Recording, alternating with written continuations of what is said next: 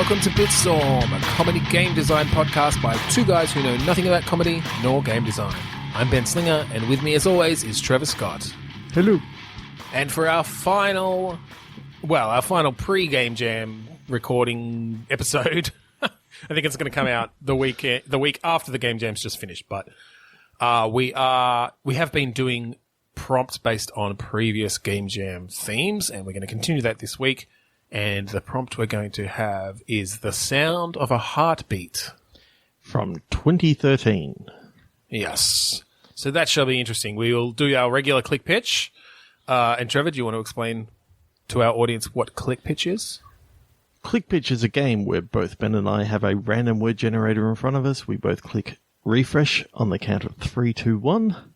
We take those two words, we mash them together, we add in our extra sound of a heartbeat, and we come up with a game design. That's right. And we might, like we did in the last episode, maybe we'll try to do one or two where we try to scope it down to something we actually could potentially build in 48 hours. But we're not gonna do that for the whole thing because that is a little bit too limiting for the sorts of things we usually tend to come up with. Let's just say this weekend we made an amazing game. Oh, totally. It won. It's not even a contest and it won. It was that's that how good. Amazing it was. We've never made games before. Oh, well, we sort of have, but we've never finished a game before. Not together, certainly. No. We got the best team. Best artist. The podcast that we got, fantastic. Yeah, it's going to win all sorts of awards. They're going to start new award shows just to give it awards. 3 to 1. No, actually, yeah, fine.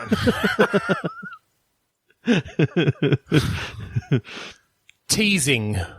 Nay. Like NEIGH? Yep.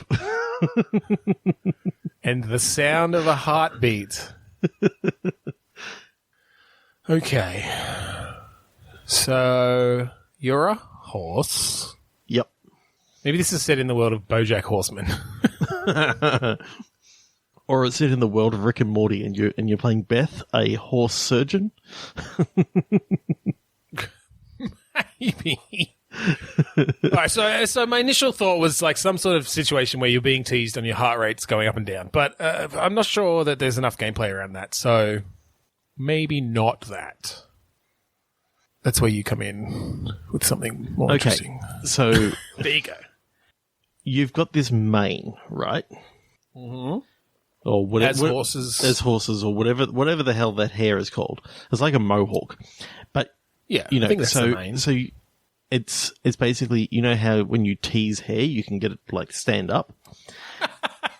Okay. So the idea being that you're a horse barber, and you've got to basically I'm thinking whether you do it in VR or something like that. Yep. Basically, makes sense. teasing the hair and, you know, putting gel in it and all that sort of stuff. Yeah, I think you could do a lot of different hairdressing related mechanics. Doesn't all have to be just teasing it. That can just be one of them. And so is it that you get some like really important customers and you hear the sound of your own heartbeat as you're working on it because you don't want to fuck it up? Well, I think boss levels are basically where you've got like the mafia horse guy come in. And he asks you to shave him. And so, do the horse mafia leave human heads on their enemies' beds? Yes. Yeah. Yes. I'd assume so. So I quite like the idea that you're playing a human barber. Oh, you're a human barber. Okay. But you've got like one of those rubber horse heads on. So you're trying not to be found out? Yeah. Are you a cop? You're like undercover in the horse mafia as a hair because you know that they come to this hairdresser, this barber, and it's just one of those fucking rubber horse masks. Oh my god, yes. In the world of BoJack Horseman, so they're all bipedal. Yeah. It reminds me of, you know how in Dead Rising you could like put on masks and different helmets and things and it would show it in the cutscenes and it'd just be ridiculous. It reminds me of that, except in this case it's actually part of the story. Yeah. So forgive me if I'm wrong. I haven't watched that much BoJack Horseman yet. I know I'm a horrible person and I need to watch it all. Yeah, you're like... But they've actually got like proper hands, don't they? Yeah. Yeah. So his hands don't look weird in the thing. He's doing the right things. No, it's literally just yeah. You could pass. You could pass. And so I like the idea that there's the occasional random check. That they come and get you to like the hairdressing police.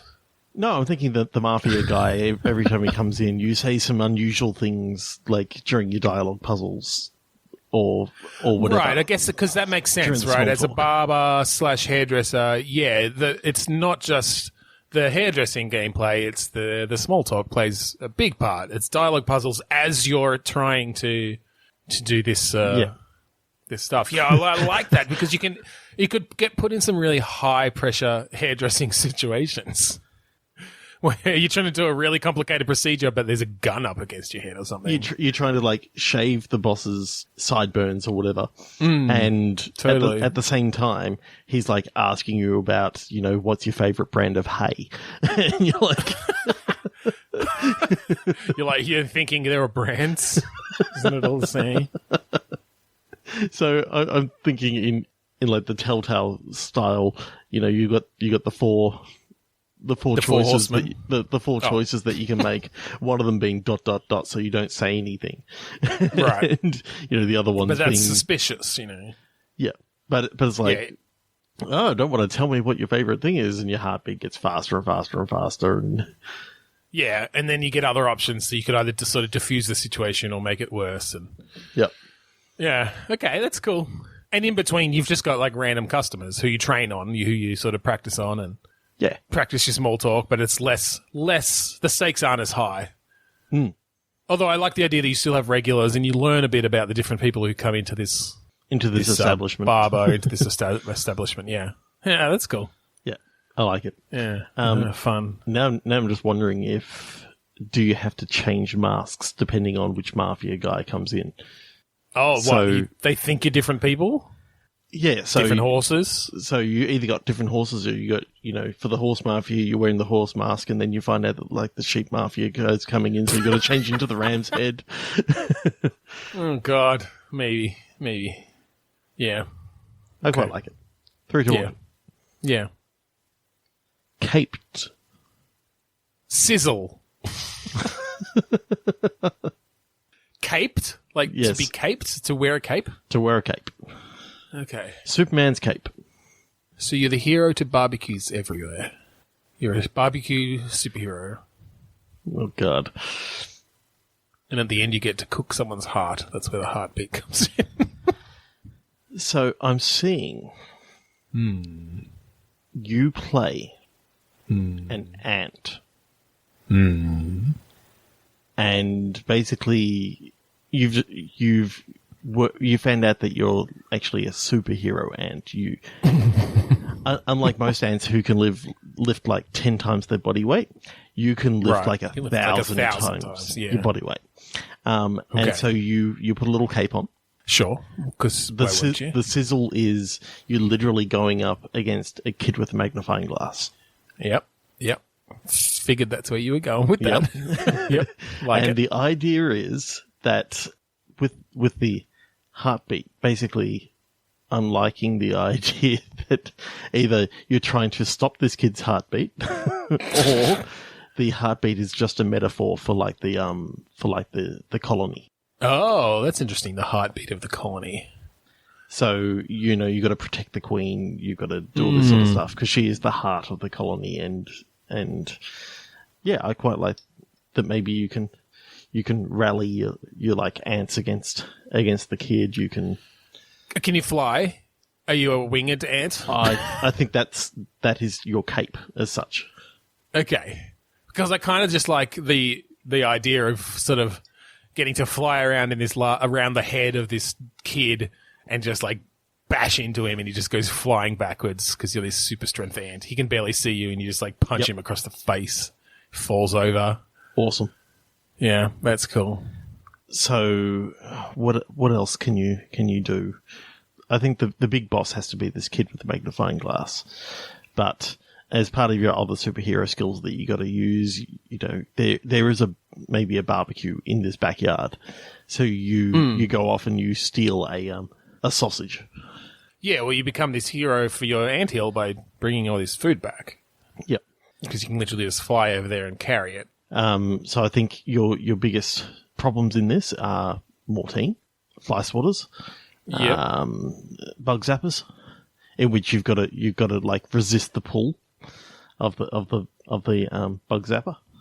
Yes, okay.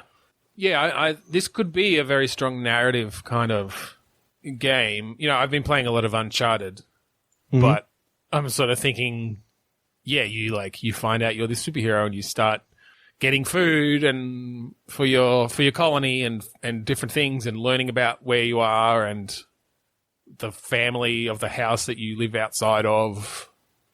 And yeah, there's all sorts of cool set pieces where you're having to dodge fly spray or resist the urge of the, you know, it's at night and you're resisting the urge of the bug zapper. Of the blue light. It's like your boss battle. In which, you're basically doing quick time events to not go closer to it. Yeah, well, and I think it ends up being someone else saves you, someone with stronger willpower. Your sidekick, little Timmy. I don't know. I was trying to think of an ant pun. Anti. Instead of Annie. That's not even a pun, really. It's just ant with an E after it. Anyway. Yeah. And then, the final battle is against the fucking 8-year-old with a magnifying glass. You've just come back from what you thought was your biggest triumph, where, like, the dog that's been harassing you finally lock it out of the gate after beating it up, and you're celebrating with little Timmy flying alongside you. Or maybe he can't fly. Maybe he's just, like, riding on your back. And you're like, yeah, we did it. And you think it's the end of the game, and then you get back and Timmy gets zapped off your back by a beam of sunlight. Fucking Jeremy, that kid, is just like, and your sidekick dies. Okay, so I'm trying to think whether you can use some sort of mirror to blind Jeremy, reflect sunlight back into the magnifying glass to go right into his eye, just like. I'm just picturing this kid has glasses on as well, so it goes through the magnifying glass. The light hits the glasses and just like really, really fine points into his like retina and just totally. There we go. It explodes his eye. Explodes his brain. Why not? He just burn a hole right through his head. It somehow burns a hole through his head, through the house, through the earth. The earth explodes. End of game. And then it's a whole thing about global warming, and it had, maybe it's set in the 80s, and like there's a hole in the ozone layer, and that's why it was so powerful. Yeah, and the world's just blown up, and it fades out. And it just says recycle. 3, 2, 1, click. Phobia. Spasm. Well, so a heart spasm, I mean, that's basically a heart attack, right? Yep. So the idea is that you've been to the doctor in the very first part. Yep. And basically they've given you a heart monitor. Okay. Basically saying that you've got to keep your heart rate under, this sort of amount because of you got high blood pressure and you're in danger of having a heart attack. So unfortunately, you're a bungee jump instructor or a scared of skydiving instructor who's scared of heights. But it's the only thing you knew how to do. When you filled out that form in high school, it said what your career is going to be. It said skydiving instructor, and you're just like, okay, I guess. So I'm wondering if it's like one of those survival horror games, but the idea is that you can't actually fight back to anyone. You can't be running for too long because you got to keep your heart rate down. I love the idea of a zombie jumping out in front of you and you just have to like not react. You just have to keep calm. slowly Take walk deep away. breaths. You can't Pretend run. it's just like, hey, John. Hi. Oh, you're a zombie, huh? Yep. Cool. Oh, you want to eat my brains? All right. Well, give me a call. Give me a call, and we'll work something out. All right, I got to get to work. My skydiving job, where I'm also going to stay really calm. So, as you're walking along late at night through Central Park, like you hear footsteps behind you, and the more you that just have to rationalize it to yourself. It's just a raccoon. And constantly you got the beep of your heart rate monitor. Right. Because that wouldn't fucking drive your heart rate up by itself. It's like, oh shit, my heart rate's going up. Oh shit, it's going up higher. Oh my god, what's happening? No, it's when it stops. That's when you really worry. It's like, beep, beep, beep. It's like, oh, sense just slipped.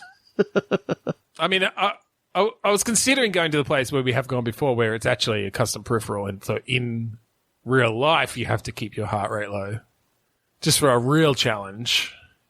But it keeps on doing like jump scares at you. Yeah, exactly. Like it's actually testing you physically as a person to keep you cool. Or even more challenging than jump scares is it like gets you emotionally involved in the characters, and then one of them betrays you. Well, actually, the hard version of the game is if you can really control your heartbeat really well, then if you can speed it up, that means that you're going slightly faster as you walk, and then Right, it controls your walk speed. yeah. So like above 70 BPM is walking forward, below is walking backwards. A quick spike is a jump. Basically teaching you to be like, a David Copperfield of being able to slow your heart right down so you can survive in a block of ice or something. But if you flatline, you're dead. I mean, yeah, in real life. Like, No, if in you the die game. in the game, if you die in the game, you die in real life. I mean, literally, if it's actually measuring your heartbeat and it stops. Okay, 3 to 1 click. Nourishment. Riddance. Riddance. I think this is a vampire game. Okay. Set in the town of Riddance in one of those Eastern European countries. Estonia. Riddance, Estonia. And you get nourishment from the beating of a heart. Okay. So in this game you play what's the vampire's name? Follicular. What is that? I think that's a disease. Okay. So what style of graphics / gameplay is it? Is it a third person? Is it a side scroller? Is it a Zelda style overworld? It could go in so many different ways. Maybe it's a rhythm game. Oh, God. You have to the beating of the heart, right? You have to. It was going so well, and now I don't care. Come on. You got to suck at the right time to get the most blood. As their heart slows down, the tempo changes, and you're like a modern vampire. You've got headphones on, so there's actual music that the tempo changes based on the heartbeat of your victims. Oh, God.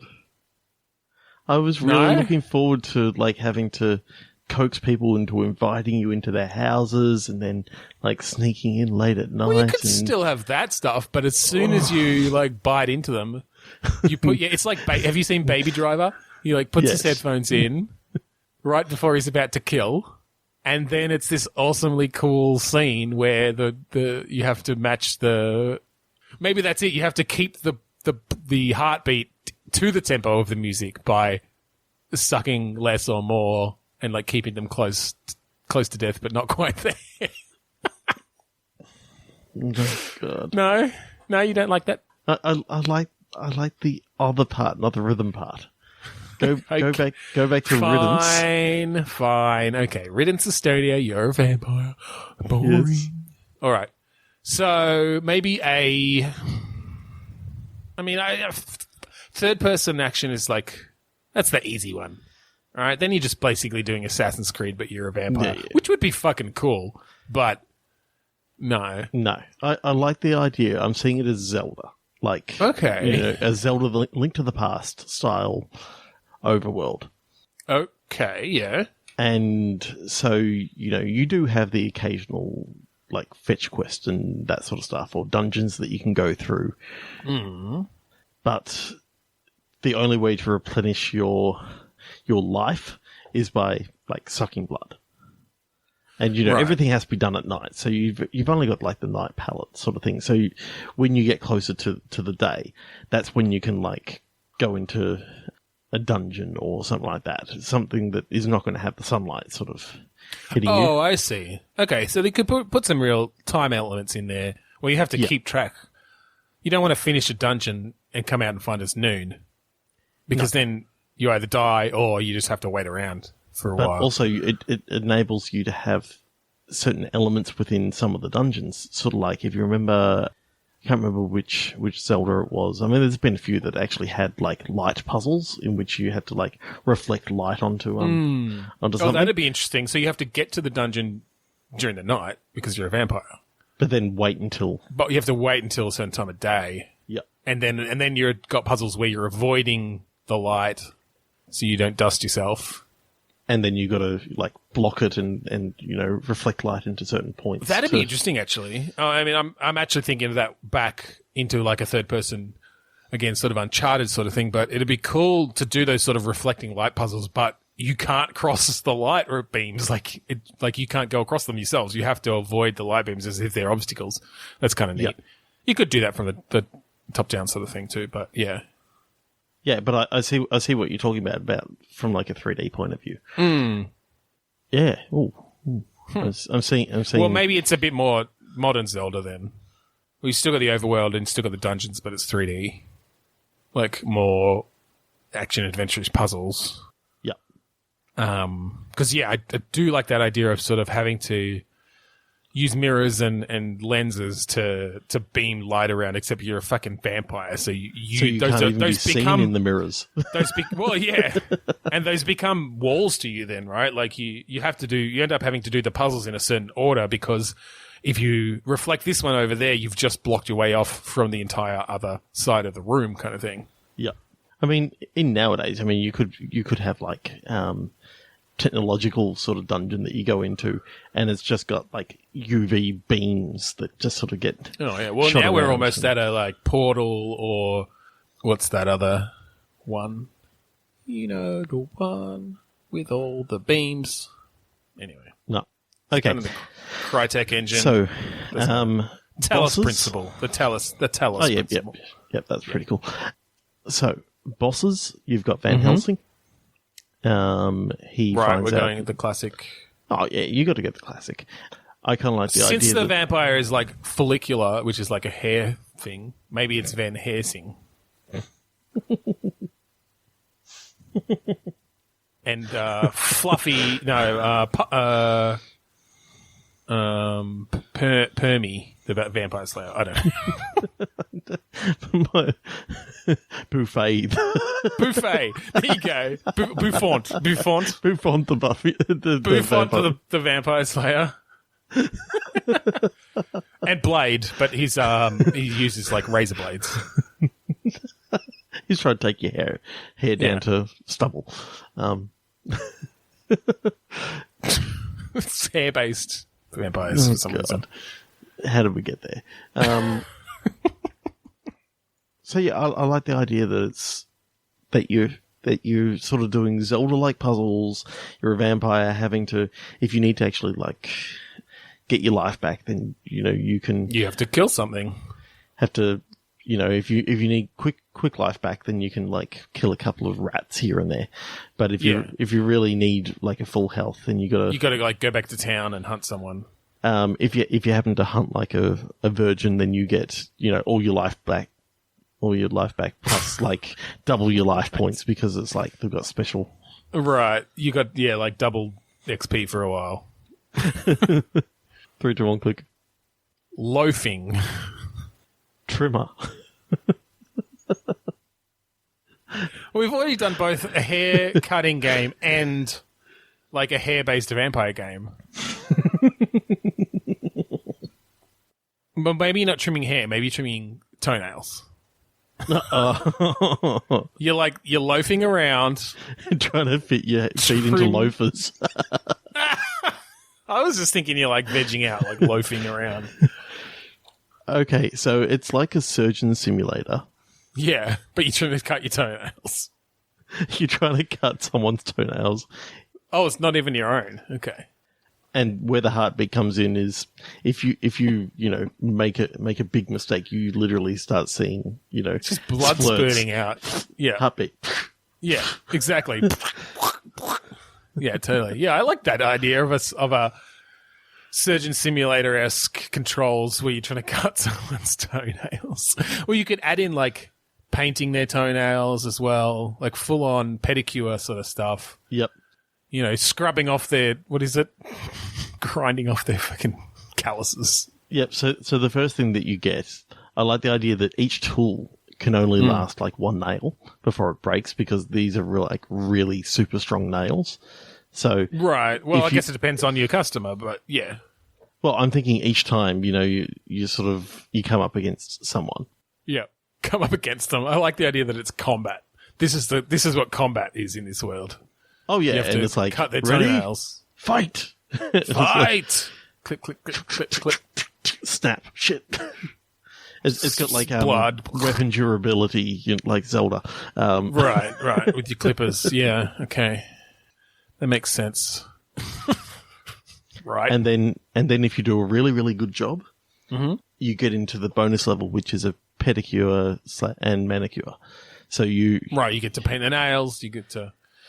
Yeah, and then you gotta go onto the fingernails. You get to put the little like things in between their toes to keep them separated. Yeah, Nearly did a little bit of offspring there.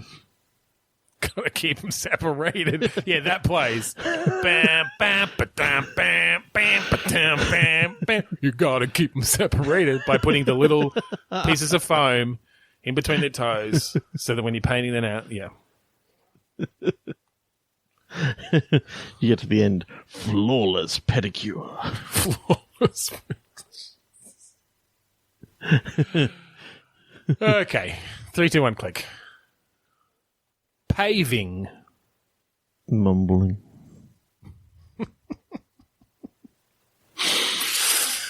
Mumbling. I think we should do this whole click pitch by talking like this. Really.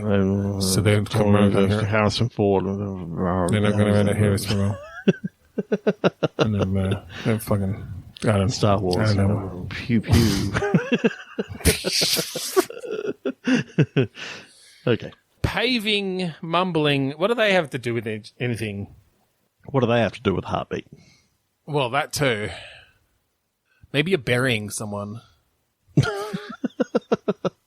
that's still alive and you don't realize it. To pave over the top of them so nobody can hear the heartbeat and they're mumbling. Okay. You play a mafia hitman. Okay. Are you a horse? Sheep? Okay, so you play mafia hitman and Cow? You're basically overseeing this guy who's digging his own that's the grave. mafia. Okay, you're overseeing this guy who's digging his own grave, sure. And he's just mumbling about like a whole heap of secrets and stuff that he knows that he can tell you that'll make you a lot of money, trying to get you to stop from. Right, to spare his life, yeah. Yeah. Obviously the mumbling comes in, paving comes in because, you've got to try and keep the grave from being detected. Right. So what's the gameplay? What's the gameplay? Okay. So I'm thinking that you happen to be, this guy happens to be digging his own grave in Central Park. All right. And the gameplay is trying to stop yourself from being noticed by all the people walking around in the park. So you're pretending to be a gardener or something? Yeah, either you're pretending to be a gardener or... Or like a workman.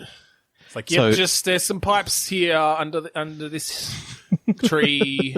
We've got to fix them. Just laying some pipe. Just laying some pipe. This guy's gonna go in there, lay some pipe. He done in a jiffy. Pave right over him. So the idea being that you got to choose the right time to kill this guy, and then start paving over him without people noticing. Right. So it's sort of like a maybe you see some kids off in the background, and they happen to walk past, and you get them to you give them some money and get them to buy some fireworks, so that as they're lighting them off, you time when one of the fireworks goes off with a gunshot. Right. So, yeah, okay. So you can do a few different things of how to finish this one level, and then, so that's just one level. So you just constantly. This is your job in the Mafia. Is just you're the grave digger / grave digging supervisor for people who are digging their own graves. I'm now thinking you've got a big bag of paving stones. I'm now thinking whether your character is a mumbler. That brings mumbling into the whole thing. So what do you mean? Like he just mumbles, or is that some terminology I'm not aware of? He mumbles all the time. So okay, people that talk to him sort of go, "What'd you say?" And he has to sort of say it more eloquently. Right. Okay. And the heartbeat is, well, you're killing some guy and stopping his heartbeat. So very loose. Close enough. All right. I think we need to click again. That was okay. I think maybe for this next one, because I sent you a link the other day, the Global Game Jam has these diversifiers. Yep. Which are just optional challenges, basically, that you can use to make your game to sort of get some bonus points, as it were. You're not actually scored on this stuff, but there's some personal achievement for doing so. And some of them are sponsored, which is kind of cool, with different SDKs and things. But some of them are just challenges on accessibility and different art things. So I think we should choose one that would work from the design sense and use that as a challenge. Have you got one in mind? Yes. Well, there's a couple. So obviously I think we're looking at the ones under design mostly. Okay. God, I need to go back in time and find... Well, okay. I can choose one if you like. It might be easier. All right. So I think let's do... Found it. Maybe I'll be there in a minute. Your game can be played through in 30 seconds or less. So that's the challenge for this How next... is that a minute if you can play through it in 30 seconds? I don't know. It just sounds better. Maybe they meant to write 60, I'm not sure. Anyway, 30 or 60 seconds, whatever we want to go through. That's a key part of the design, is that the game is played through in that amount of time. Mm-hmm. So, 3, 2, 1, click. Okay. Magician. Flaming. Oh. Okay, so this is interesting, particularly with heartbeat, because you literally have a limited number of heartbeats at your disposal, or to designate the time. I mean, obviously, different heart rates, that will change based on the actual timing, but it could almost be part of the timing around how this game plays out. Okay. I think that this could be a game where you're playing a magician, and depending on what key combinations you're able to put in, depends on the sort of trick that you're able to pull. Okay. So, at the start, when you're playing through one of these games, it'll be sort of say you got an Xbox controller. One trick that you got is ABB. All right. So you hit ABB, and your character does that trick, and then you can fold that into another trick that you can follow with, and basically you're trying to get as many tricks as you can into 30 seconds, and you get scored based on the sort of randomness of the tricks that you sort of put in. Okay, so it's like a Tony Hawk kind of like skate thing, except for magicians. Yeah, so maybe you've got to move the hands in a certain way using the sticks, and then hit a combination to pull a rabbit out of the hat. Well, I like the idea of having to bring in like misdirections. You have to do misdirections at the right time. So with one hand, you do a blast of flame out to the left, and the right hand you're having to press buttons to actually like do some sleight of hand to drop a ball into your sleeve or something. And depending on how well you go, timing it with your heartbeats. So you get that sort of rhythm game, as well as, you're doing something with one hand that then, is sort of like a flourish. And then as the levels go, because, one level is only 30 seconds long. Yeah. So yes, you can play through the game. Well, I think literally the whole game should be 30 seconds long, but you play it over and over again to get better and to discover new tricks, and that you can then, like, the more elaborate the trick, the better the score that you can get. Yeah. Or like they chain together in different ways, because that could be interesting. Like a particular trick you discover leaves the audience's attention on a certain thing on the stage. So that would go more naturally then into the first part of this other trick, where the first thing you need to do is some sleight of hand to like make, to pick something up without the audience noticing or whatever. That could be really interesting, that the way that those tricks could chain together like that based on the audience's attention and the props that you have available to you. Maybe you have to do things like, as part of the trick, you have to recharge your little flame burst, because that as, in one of the later tricks, you're going to need that again, but it only holds one charge at a time, whatever. You have to refuel it. And so working that into a previous trick where because maybe your tricks sort of bring you to different points on the stage or something. So yeah, you have to chain them in the right way. That's interesting. If you don't chain it in the right way, then people see what you just tried to do. Yeah, and I like the idea of the heartbeat almost just being an indicator of how well you're doing. Like the worse you do, the higher your heartbeat goes, because you start getting nervous, and maybe that makes certain things more difficult. It's almost a negative feedback loop until you can do something to bring it back down again. Like, maybe you fuck up a more difficult trick, your heartbeat goes up. Now, because maybe it is timed to your heartbeat. Oh, that's interesting. The calmer you are, the easier it is to pull off the more difficult tricks. So you screw up a trick, your heartbeat goes up, you go, oh shit, I'm going to have to change my plan, do an easier trick to bring that heartbeat back down, but you're not going to get as many points. But then again, if your heartbeat's slower, then you can only do X amount of inputs in that 30 seconds. You can only do 30 inputs in the 30 seconds. If you literally have to time it. Yeah, okay. But if you speed up your heart, then you can do like to 120. All of a sudden you can do 60 moves in that in that minute. So maybe there are ways then, because you don't want to if there are benefits to speeding up your heartbeat, you don't want to have to only have the only way to speed it up to be screwing up a trick. Maybe pulling off more elaborate tricks also ups your heartbeat to a certain degree, or certain tricks or something. Yeah. Because you've just done a dangerous trick and pulled it off, and so your adrenaline is pumping a bit harder, and that's interesting. A magician's game where it's literally about where the mechanics really involve the misdirection and sleight of hand. I think that's really interesting. Yeah. I wonder how you'd indicate that. I mean, obviously you could just show the audience looking at certain places.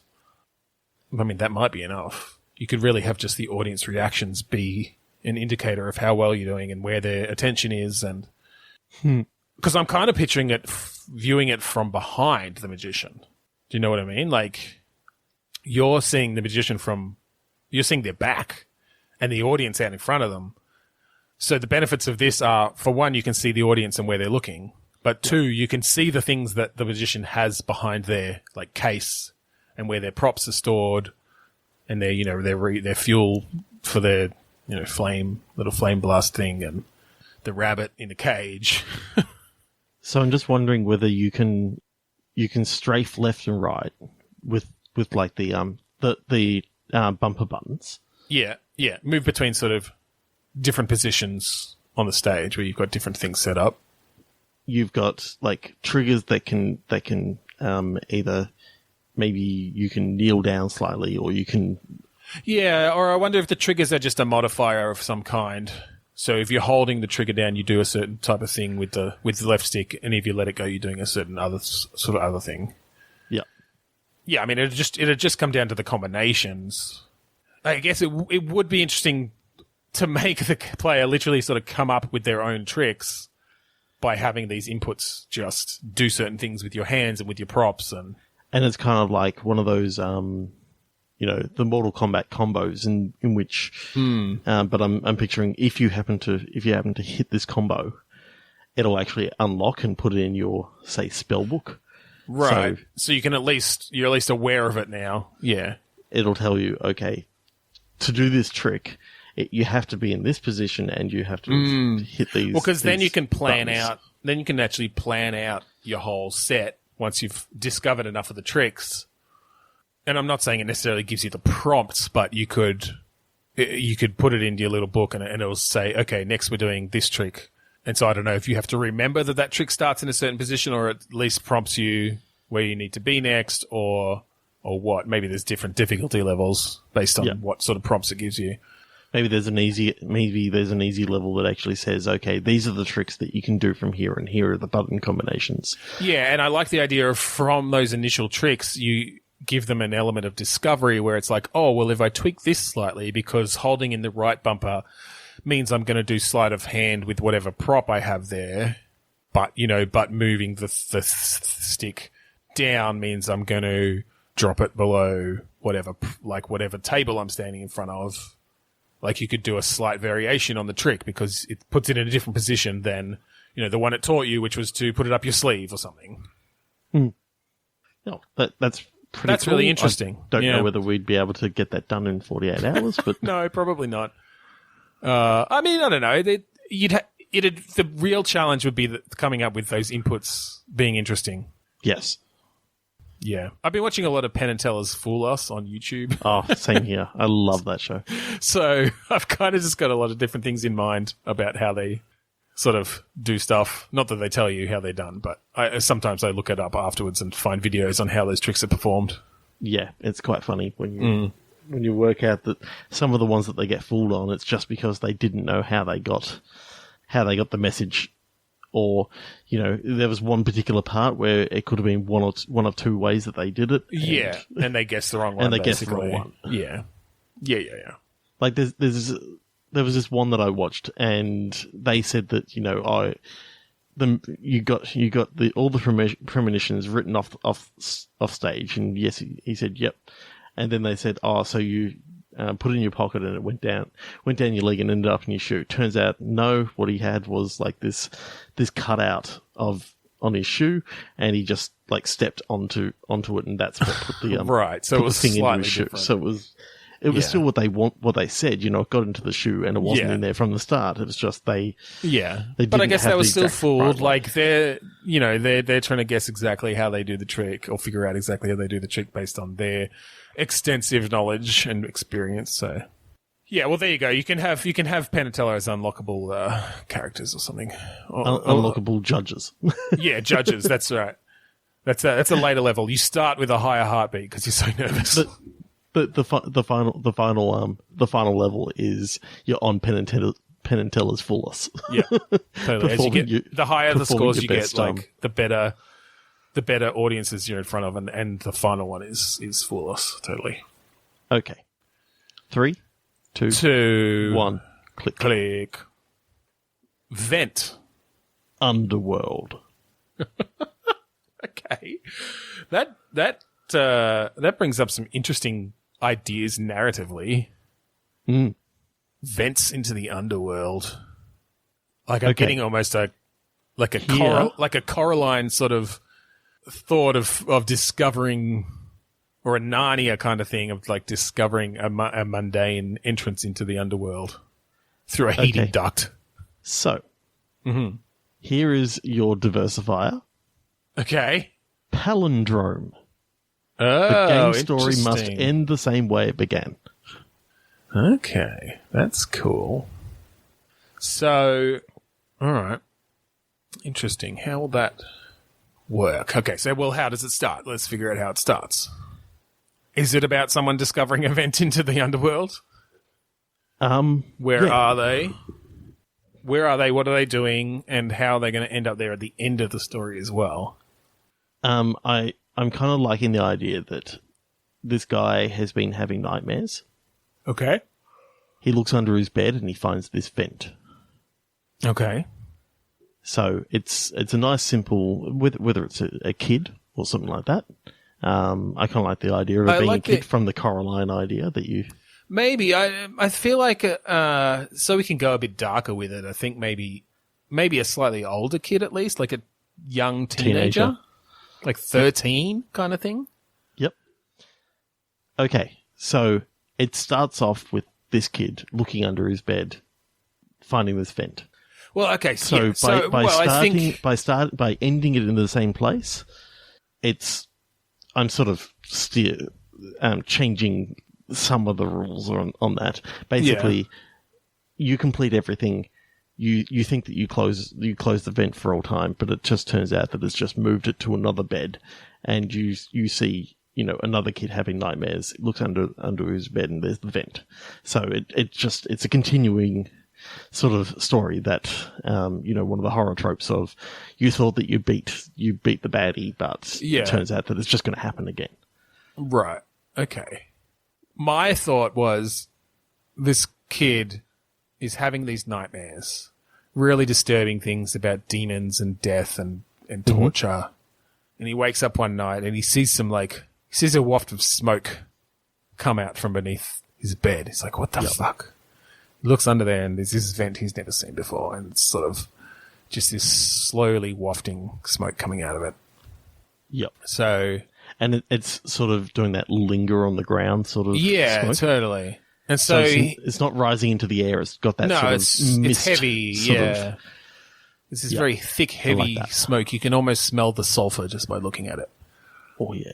And, his heart's beating fast, because of course. Heartbeat, yeah. But he bravely opens this vent and he goes down to face his demons. And he goes through these adventures where he has to travel across the underworld, and he meets this family of demons who he makes friends with, and he beats the bad guy, and he decides that because his parents are assholes, he's just going to live with these nice demon parents. And so he goes to bed, but then he has even worse dreams, and he looks under his bed, and there's a vent to the double underworld. Cut to black. Double underworld. So I'm now picturing that there was like a reddy orangey tint coming out of the vent that he just the initial one, the initial one, and the second one's just blue. Like a blue-greeny sort of thing. Yeah. So, yeah. With what's happening in the underworld, do you meet do you have to cross the river Styx, and so is it from we're going into Greek mythology? Yeah, into the mythology. We could do.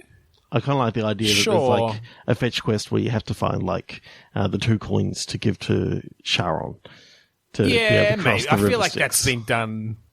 I kind of like the idea of exploring this world, this underworld, where most of the demons are actually just nice families and stuff. They're not all evil, and so it's actually just a family ferry across the river Styx, and it costs $2. I'm now liking the idea. Donation. You go into this underworld and you see say the neighborhood from Desperate Housewives, Wisteria Lane. Right. And you just see all these demon people mowing their lawns. Yeah, totally. It's very suburban. And hi. Oh, hey. So when the kid sneaks into the vent, he actually sneaks out from underneath the demon family's child's bed. And the demon family child like screams and he's been having nightmares of like this fleshy person sneaking in from under his bed, and then it happens one day, and it turns out they don't even have any scales. Yeah, I like that. You could do some interesting exploration there, and yeah, of course he like gets to know them over time, and there is a big bad. I think you do end up going and fighting Satan or something, or Hades, or whatever. Or Saddam Hussein, or whatever. Yeah, Hitler. Sure. I'm sort of stealing a bit from You were South going Park, to South Park, yeah. Hey, buddy. No, I like that. And I like, that idea of, well, I'm not going back up to the overworld. The day world. I'll stay here. My new adoptive demon parents. With buttons on their eyes. Yeah. Okay. I reckon we can click again one more time. And one more time. Lose. All right. Well, let's make this one we can actually do in 48 hours since we've only got 5 minutes of the episode left. Yep. Okay. 3, 2, 1, click. Ouch. Bagged. Yes. Okay. I could think of some interesting mechanics around like having to bag something. Or like hearts that are bouncing around. They're little anthropomorphic hearts. They land on the ground, they go, ouch. Ouch.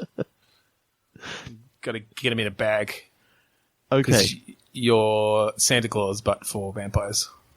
So I'm picturing that this is like one of those old Game & Watch style games. Okay. So you got like 5 positions on the screen you can be in? Yeah. And so basically there's been an explosion at the Heart Factory. Heart Factory? Yep. Sure. And there's like a guy up in the window throwing hearts out for you to catch. Okay. And you're just trying to catch as many as you can by, moving into each position and sort of. Right. So it's like that game where the babies are being thrown out of the. Yeah. Bouncing along the thing, except you're not having to bounce like multiple of them. It's pretty much you're just catching the hearts in the bags. Okay. Oh, I see. Catching them in the bags. Yeah. Well, maybe there's a multiple step to it though, because you have to. Maybe you can fit a certain amount in a bag. Then you got to tie it off and throw it out to the side. Yeah, that's it. It's going to take a little bit more time, and so you don't want to get caught where a barrage of like 5 hearts come down, but you can only fit 2 in your bag. Because then they're just all going to fall out. And I like the idea that if they fall on the ground, there's a pool of blood that if you then go over it, you will slip a bit. And so you also have to be aware of that as you catch these and hearts also that come down. The heart is now no longer viable, and you've only got a certain amount of hearts that you're allowed to hit the ground. Otherwise, you fail. Yeah, you lose your job. Like you're trying to transport these hearts to people who need transplants, right? Yep. And so whether you actually whether you're catching them in a bag, like a plastic bag, or whether you're catching them in like, those, the containers. life eskies. Yeah. Well, I think I do like the idea that you need to catch multiple in there, but yeah, maybe they're relatively small. You can hold like 8 and then you have to close them off and get back to the truck or whatever, or the ambulance, put them in, get back to the, grab another one. So it's just that you just have to time it right. So, there's 6 in there and there's a little pause. So you're like, oh shit. All right. I'll do it now, even though I could fit another couple. So that it's not so fast paced. Should they have like little parachutes? Maybe, because otherwise with gravity, you throw it out and it's like, hits the ground. It's like, yeah, I was never going to catch all of those. He's just continually throwing hearts out. I think you can alter the gravity a bit, so it's. I think you'd alter the gravity a bit so it's doable, and it's a pretty high building. Okay, it's like the water. There's how there's some factories or whatever have the big water tower because they need to keep it like above to pump it. They have to for some reason keep the hearts up in the heart tower. Okay, but it's got a crack in it, and so they're having to empty it, and that's why you're doing this. And the fastest way is just to throw them out. But so you got a bit of lead time. You see him throw them, you got a second or so or 2. before they hit the ground. Maybe you can shoot parachutes at some of them. You get a power up. I'm thinking this is pretty arcadey. Yeah, I quite like that. you could do some cute graphics with that. Oh yeah, for sure. And yeah, I guess I'm just thinking like a side-on sort of view. Like, guy running backwards and forwards. Yeah, guy running backwards and forwards. Like the building's at one side, the ambulance is at the other. You've got certain positions you can be in. I don't know if you actually make it discrete positions like a Game & Watch, or if there's just an analog movement along that. I kind of like the idea of it being an analog movement. Yeah, but you can't actually see him. Well, it might be an interesting challenge. You can't see the ground and the guy at the top at the same time, so you can like scroll up to see him throwing them out. Yep. But then you just see like their shadows. That's how you have to know. That's how you know where they're coming, is you see their shadows on the ground. Oh God! If you really want to do a challenge, instead of it being side on, it's like the camera is facing the building, looking down at the ground, and you've actually got a 2-dimensional plane you can be in. So you're like moving forward, backwards, left, and right. And when you look up, the camera actually like swings up to see the top and then swings back down, so it's pointing down sort of where you are. And again, you can see the shadows coming down, but it's not just along one plane. It's in a 2-dimensional like square that you can move around. Yep. A plane. Yeah. We could make that totally. 48 hours, I reckon so. Definitely. Okay, so cool. I think that does us for yet another episode. It does. Yeah, thanks for joining us. If you want to find us online, we are on Twitter, Facebook, and Instagram at BitstormCast. We have a Facebook group, facebook.com/group/Bitstorm. We are on Podchaser at podchaser.com/Bitstorm. You can leave ratings and reviews there. You can save us. You can share from there. We now have share buttons. We should have had them a while ago, but now they're there. Except for my favourite type of sharing, which is copy to clipboard. That's coming. It's coming this week. So it'll be here by the time this episode gets released. Yay, yes. They're sharing by copy to clipboard. That's my favourite. Yes. Thank you, Ben. Okay. Check us out on iTunes, where you can rate, review, and subscribe if you're on iOS devices. We have a website, bitstormcast.com.